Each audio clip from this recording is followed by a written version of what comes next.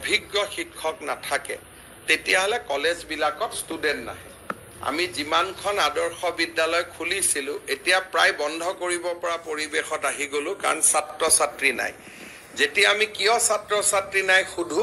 যে তাত অভিজ্ঞ শিক্ষক নাই সেই কাৰণে আমি আধা আধা কৰি দিছো অভিজ্ঞ শিক্ষকও থাকিব নতুন শিক্ষকও থাকিব কিন্তু নতুন প্ৰজন্মক দিলে যে আকৌ তাৰ পিছৰ প্ৰজন্মটো কলেজত নাহে সমস্যাটো সব ফালে চাব লাগিব না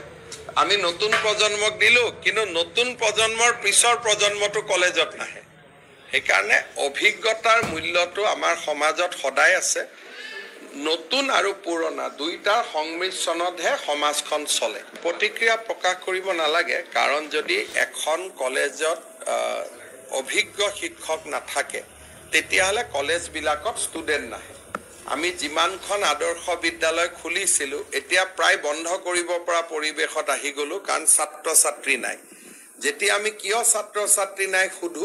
যে তাত অভিজ্ঞ শিক্ষক নাই সেই কাৰণে আমি আধা আধা কৰি দিছো অভিজ্ঞ শিক্ষকও থাকিব নতুন শিক্ষকও থাকিব কিন্তু নতুন প্ৰজন্মক দিলে যে আকৌ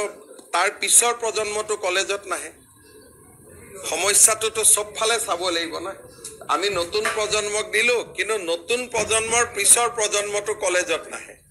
সেই কাৰণে অভিজ্ঞতাৰ মূল্যটো আমাৰ সমাজত সদায় আছে নতুন আৰু পুৰণা দুইটা সংমিশ্ৰণতহে সমাজখন চলে প্ৰতিক্ৰিয়া প্ৰকাশ কৰিব নালাগে কাৰণ যদি এখন অভিজ্ঞ শিক্ষক নাথাকে তেতিয়াহলে কলেজবিলাকত ষ্টুডেন্ট নাহে আমি যিমানখন আদৰ্শ বিদ্যালয় খুলিছিলো এতিয়া প্ৰায় বন্ধ কৰিব পৰা পৰিবেশত আহি গলো কাৰণ ছাত্ৰ ছাত্ৰী নাই যেতিয়া আমি কিয় ছাত্ৰ ছাত্ৰী নাই খুধু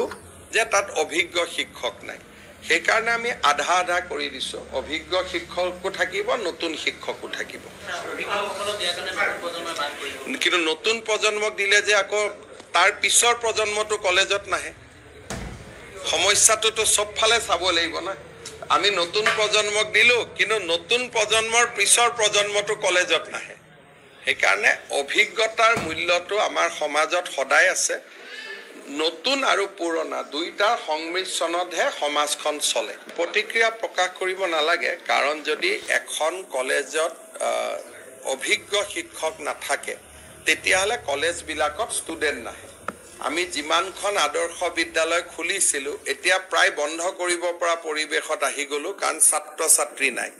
যেতিয়া আমি কিয় ছাত্ৰ ছাত্ৰী নাই খুধু যে তাত অভিজ্ঞ শিক্ষক নাই সেই কাৰণে আমি আধা আধা কৰি দিছো অভিজ্ঞ শিক্ষকও থাকিব নতুন শিক্ষকও থাকিব কিন্তু নতুন প্ৰজন্মক দিলে যে আকৌ তাৰ পিছৰ প্ৰজন্মটো কলেজত নাহে সমস্যাটো সব ফালে চাব লাগিব না আমি নতুন প্ৰজন্মক দিলো কিন্তু নতুন প্ৰজন্মৰ পিছৰ প্ৰজন্মটো কলেজত নাহে সেই কাৰণে অভিজ্ঞতাৰ মূল্যটো আমাৰ সমাজত সদায় আছে নতুন আৰু পুৰণা দুইটা সংমিশ্ৰণতহে সমাজখন চলে প্ৰতিক্ৰিয়া প্ৰকাশ কৰিব নালাগে কাৰণ যদি এখন